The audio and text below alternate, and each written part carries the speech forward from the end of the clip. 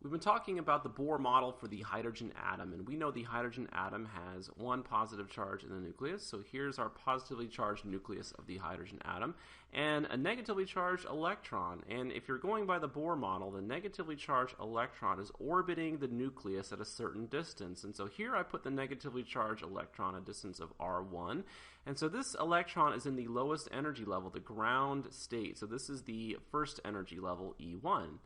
We saw in the previous video that if you apply the right amount of energy, you can promote that electron. The electron can jump up to a higher energy level. And so if we add the right amount of energy, this electron can jump up to a higher energy level. And so now this electron is a distance of r3. So we're talking about the third energy level here. And this is the process of absorption. The electron absorbs energy and jumps up to a higher energy level. This is only temporary, though. The electron's not going to stay there forever. It's eventually going to fall back down to the ground state. And so let's go ahead and put that on the diagram on the right. And so here's our electron, right? It's at the third energy level. It's eventually going to fall back down to the ground state, the first energy level. So here's the electron going back to the first energy level here. And when it does that, it's going to emit a photon, right? So it's going to emit light. So when the electron drops from a higher energy level to a lower energy level, it emits light. This is the process of emission. And I could represent that photon here. This is how you usually see it in textbooks. So we emit a photon, which is going to have a certain wavelength, right? Lambda is the symbol for wavelength. And we need to figure out how to relate lambda to those different energy levels. Right? So the energy of the photon is, the energy of the emitted photon is equal to the difference in energy between those two energy levels. So we have energy with the third energy level and the first energy level. Right? So the difference between those, so the energy of the third energy level minus the energy of the first energy level, that's equal to the energy of the photon. This is equal to the energy of that photon here. And we know the energy of a photon, right? Energy of a photon is equal to h nu. So let me go ahead and write that over here. Energy of a photon is equal to h nu. H is Planck's constant. This is Planck's constant. And nu is the frequency.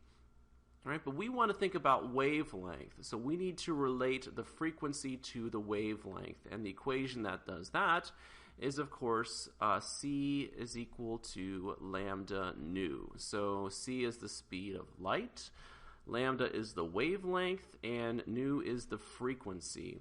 And so if we solve, right, if we solve for the frequency would be equal to the speed of light divided by lambda. And then we're going to take all of that, right, and plug this into here. And so we get the energy of a photon is equal to Planck's constant h, let me write that in here, times the frequency, and the frequency is equal to c over lambda. So now we have the energy of the photon is equal to hc over lambda. And instead of using E3 and E1, let's think about a generic high energy level. So let's call this EJ now. So this is just a higher energy level, EJ, and the electron falls back down to a lower energy level, which we'll call EI. So instead of using E3 and E1, let's make it more generic. Let's do EJ and EI. So let's go ahead and plug that in now. So the energy of the photon would be equal to the higher energy level, right, EJ, minus the lower energy, which is EI. And so now we have this equation. Let me go ahead and highlight it here. So we have HC over lambda is equal to EJ minus EI. And let's get some more room, and let's see if we can solve that a little bit better here. So let me write this down here. So we have HC over lambda is equal to the energy of the higher energy level minus the energy of the lower energy level, like that. All right, so in an earlier video, I showed you how you can calculate the energy at any energy level, and we derived this equation. So the energy at any energy level, n, is equal to E1 divided by n squared. So if we wanted to know the energy, right, when n is equal to j, well, that would just be E1 over j squared. And so we could take that, right, and we could plug it into here. All right, if I wanted to know the energy for the lower energy level, that was EI, right, and that's equal to E1 divided by I squared. So I could take all of this, right, I could take this and I could plug it into here. So let's once again get some more room, and let's write what we have so far. We have HC over lambda is equal to EJ was E1 over J squared, and EI was E1 over I squared.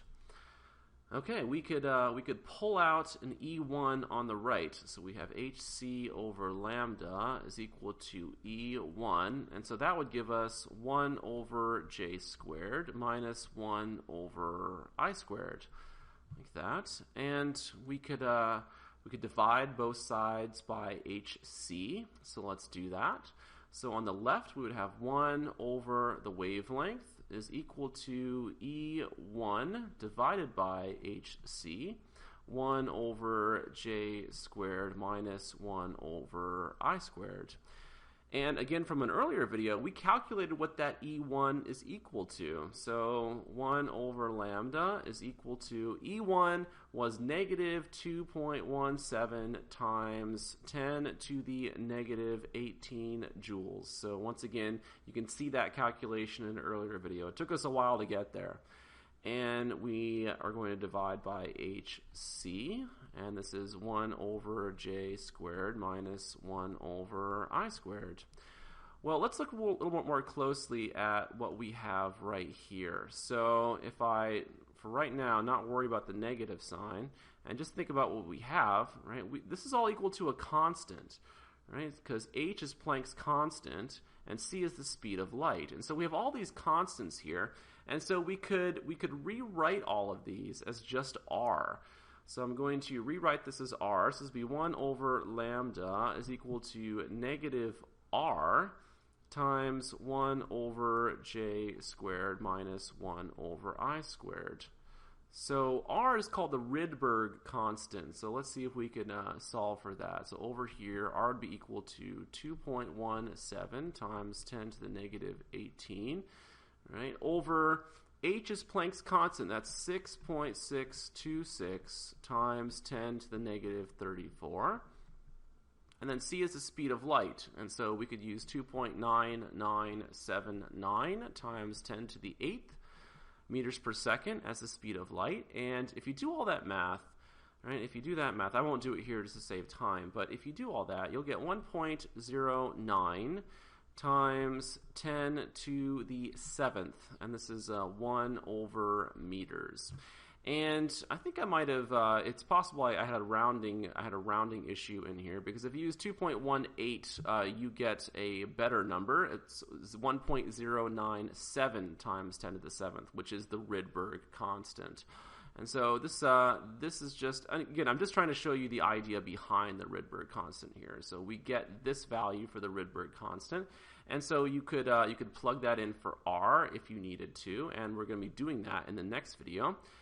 So you could stop right there, and you have related the wavelength, right, to your different energy levels. Or you could go a little bit further. Let's just go a little bit further here. So 1 over lambda is equal to negative r. If we pull out a negative 1, right, if we pull out a negative 1, that would give us 1 over I squared minus 1 over j squared. And so now we have these two negative signs, right? These two negative signs out here, which gives us a positive. So this is now equal to 1 over lambda, 1 over the wavelength is equal to positive r, the Rydberg constant, times 1 over I squared minus 1 over j squared.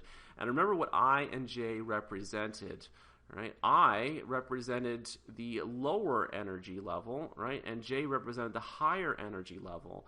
And so this is an extremely useful equation. So usually you see this called the Balmer-Rydberg equation. And we've derived this equation using the assumptions of the Bohr model. And this equation is extremely useful because it explains the entire emission spectrum of hydrogen.